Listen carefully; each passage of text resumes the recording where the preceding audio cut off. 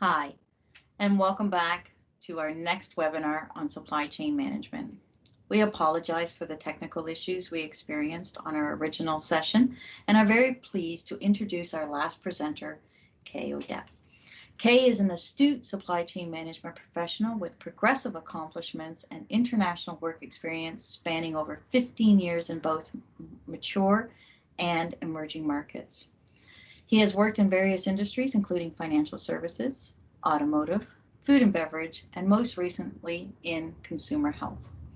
Kay obtained his master's degree in production and operations management from Sweden and a Bachelor of Science degree in mechanical engineering from Nigeria. Kay is also a member of Supply Chain Canada. As a supply chain industry expert and resource person, Kay frequently speaks at conferences and webinars such as ours. Most recently, he spoke at the Africa Supply Chain in Action 2020 conference. As a motivational speaker, Kay leverages his personal brand, his success stories, and his journey as an immigrant as his core message to Canadian immigrants. His vision, his passion ensures he can educate, inform, encourage, motivate, inspire, and empower new immigrants and supply chain management professionals in Canada. Kay, the floor is all yours.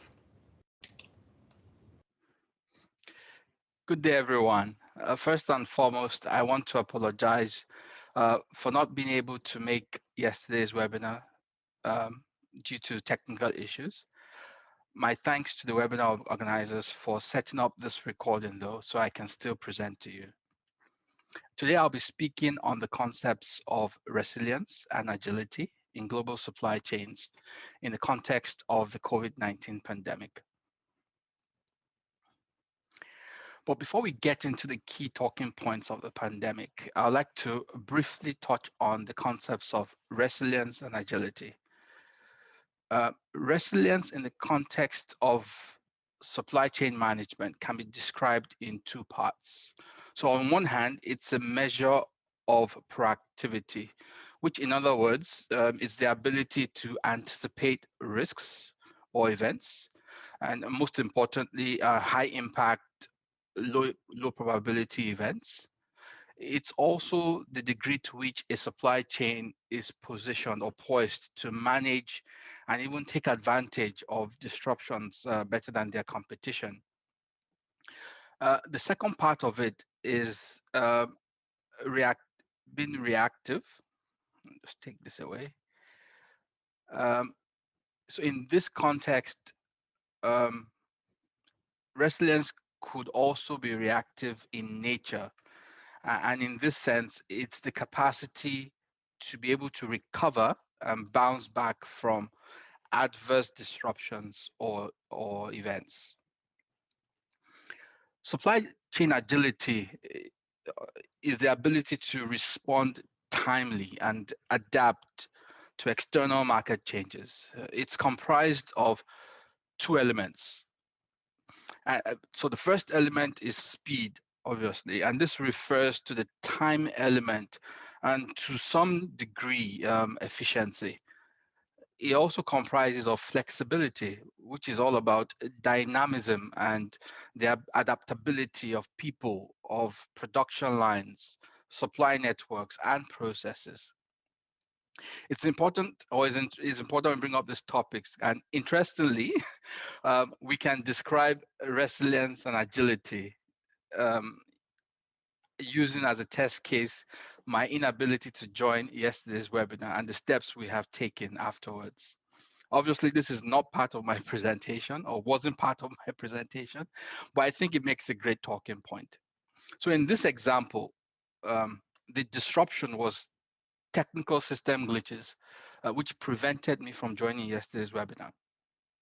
So with regards to resilience, even though I tried to be proactive by participating in a couple demo trial runs for this webinar, it's really clear that I didn't really fully anticipate the impact of the disruption.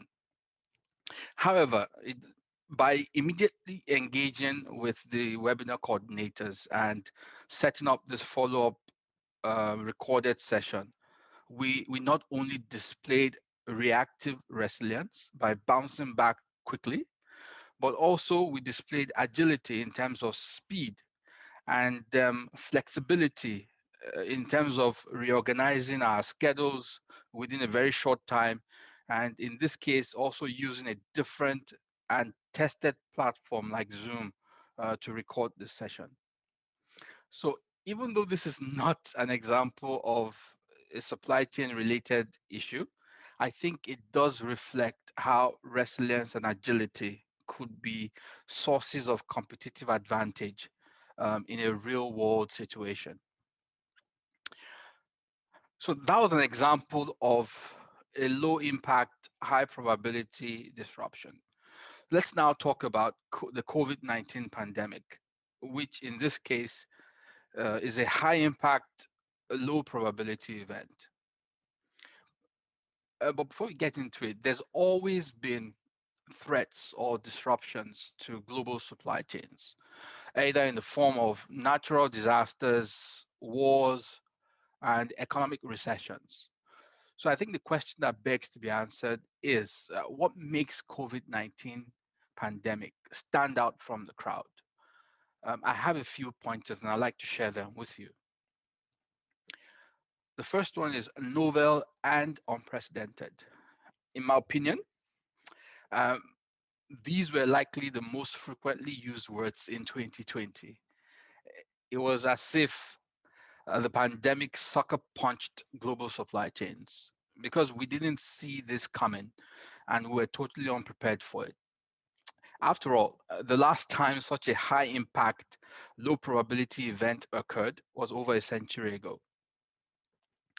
The impact on end to end supply chains was global in nature and scale. Unlike other known supply chain disruptors, this wasn't just isolated to some part of the world, but it concurrently impacted global supply chains around the globe.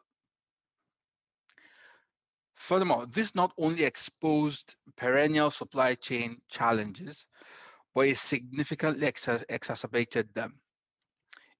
I dare say, even creating new ones.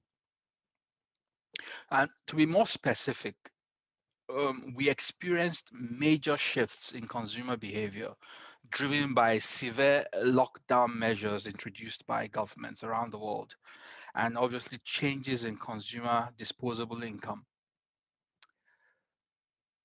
Traditionally stable markets became very unpredictable, while already volatile ones even became more erratic.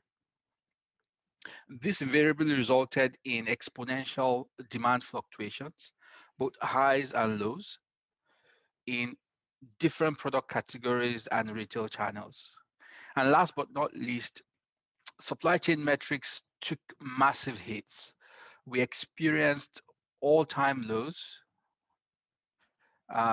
in service levels, capacities were constrained to the limits, lead times were extended and not even guaranteed. Costs skyrocketed through the roof, putting product margins and profitability at risk.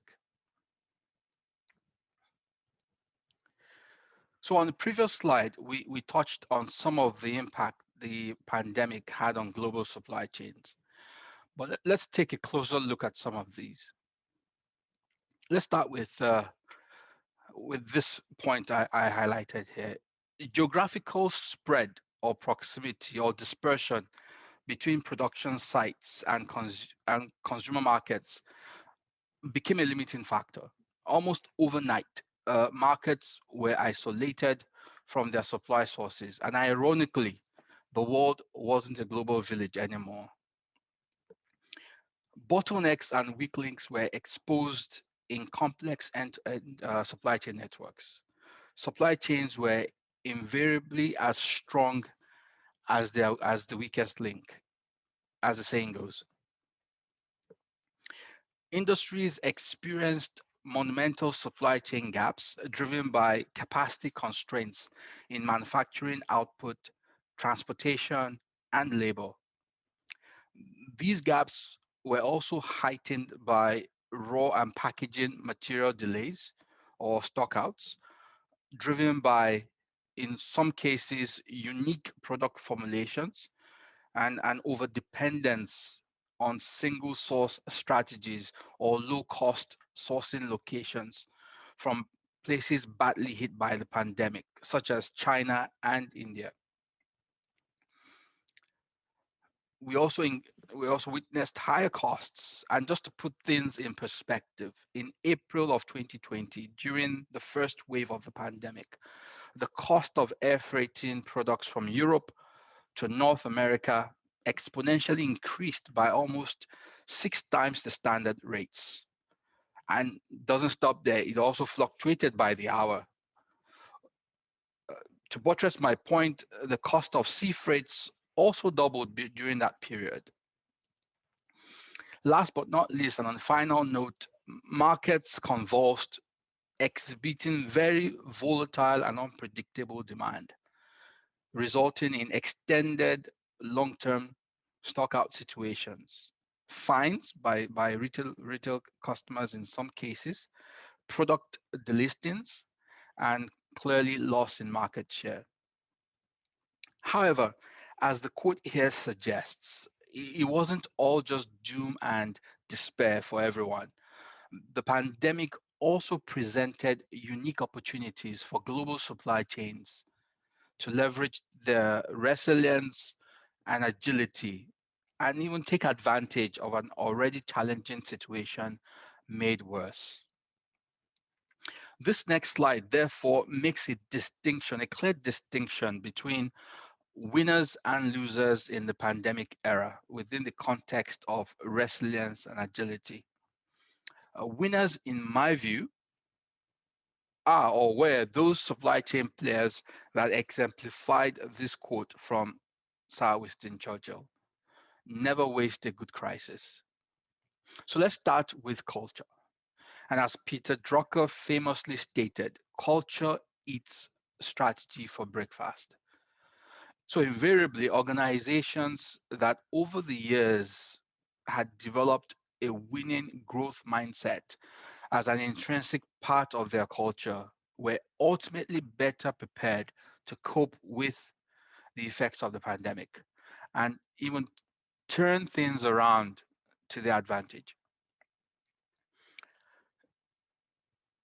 Next, the strategic partnerships with suppliers, logistics providers, and customers played a vital role in not only sustaining supply during the pandemic, but also how quick and flexible supply chains were in bouncing back. Furthermore, leveraging product segmentation in order to focus on a few big bets was pivotal in prioritizing product supply, developing gap closing measures, reviewing inventory policies, and even managing the trade-offs between cost and service. Similarly, the degree and speed to which supply chains could scale up capacity or even efficiently allocate existing capacity also proved to be a differentiating factor. Effective top-down, bottom-up, or even lateral communication, problem solving, and proactive decision making were very key to winning during the pandemic. And last but not least, I think the pre-existence of viable e-commerce strategies and platforms that really helped winners to fully take advantage of the resulting e-commerce growth driven by the shifting consumer behavior at the outset of the pandemic. So key lessons learned during the pandemic. So with reference to the quote below, I think the world has never been, nor will it ever be the same after COVID-19. I think we're clear on that. So we must accept this as our new normal. So in conclusion, I would like to share some of my key takeaways from the pandemic that could define and even probably influence the future of global supply chains. First, and most importantly, I think, is a seat at the table for supply chain practitioners.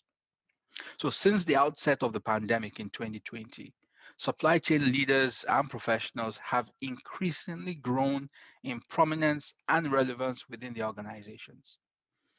More than ever before, organizations have come to realize the true potential and the pivotal role that resilient and agile end-to-end supply chains play as a source of competitive advantage.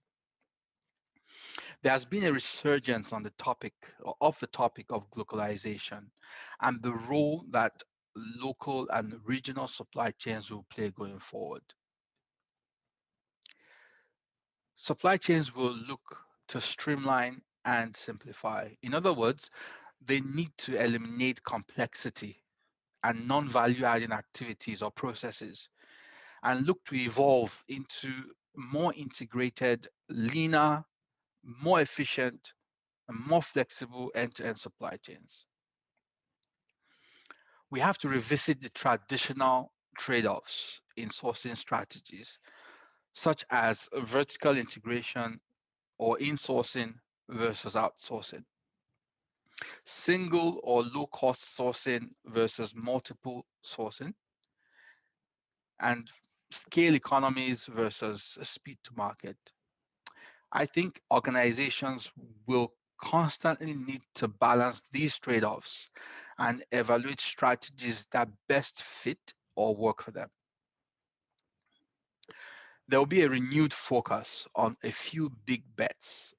I think supply chains and organizations will continue to streamline and focus resources on product portfolios and retail channels that deliver the best growth, profitability, and return on investments.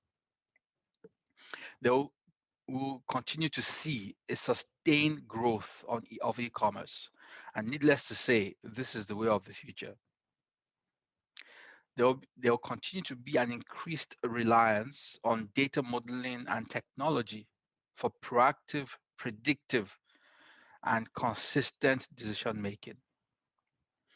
And finally, it's back to the drawing board for risk management as COVID-19 now sets the tone as a baseline for anticipating future risks and developing even testing robust contingency plans. I think that's my time, and I'm happy to take your questions. Thank you.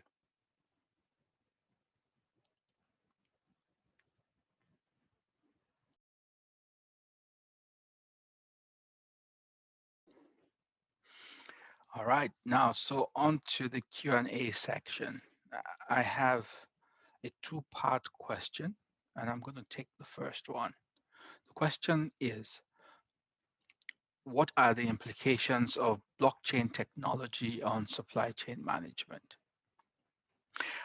I think with blockchain technology, we have a few benefits that can enable supply chain management. The first being that transactions are real time, and this enables speed. And like we discussed earlier, it's a critical element of supply chain agility. Secondly, blockchain technology offers the functionality of end-to-end tracking. And these provides visibility and transparency in global supply chains, which in turn can help in bottleneck analysis and elimination. We could also use that transparency to and just elimination of bottlenecks to reduce supply chain costs. It can also be used in product traceability and last but not least, better coordination with supply chain partners. The second part of that question is, how do you sense and manage the uncertainties in the supply chain? My personal opinion is that risk management and contingency planning needs to be woven into the fabric of any supply chain in order to anticipate, or I dare say even predict uncertainties. And as I presented earlier, this is the essence of supply chain resilience. So I think supply chain managers need to develop and enhance competencies to manage risk or uncertainties using a three-step approach. Number one, identification. There's a need to establish, or this involves establishing risk profiles across the supply chain and also creating scorecards. In other words, what to measure, how to measure, and the frequency of measurement.